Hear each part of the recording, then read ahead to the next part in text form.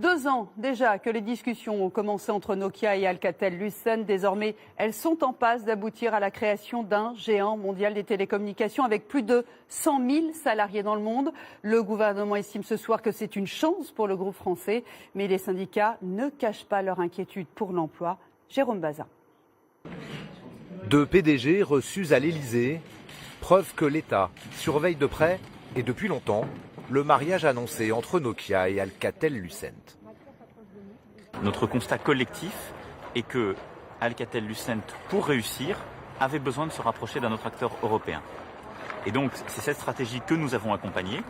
Entre les 2 entreprises, les discussions ont été cordiales, mais la fusion sera inégale.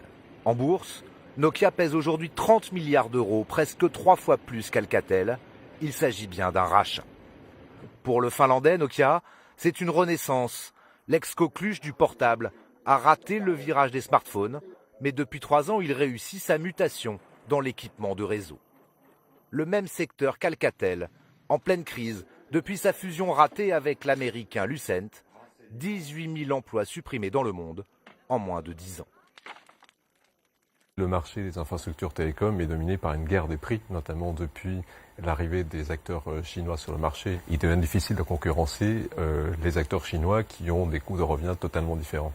Au bord de la faillite, Alcatel compte aujourd'hui sur cette nouvelle fusion pour devenir plus grand et plus compétitif. Le gouvernement promet que ce ne sera pas au prix de l'emploi, mais les syndicats s'inquiètent déjà. Dans toutes les grandes fusions que vous pouvez voir, 1+1, ça fait jamais 2. Aujourd'hui, on sait que la France, c'est le siège du groupe, qui sera en doublon immédiat avec le nouveau siège du groupe présent en Finlande.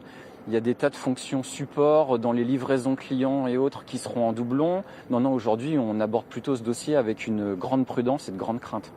Les salariés, inquiets, ont demandé à être reçus au plus vite par le ministre de l'économie.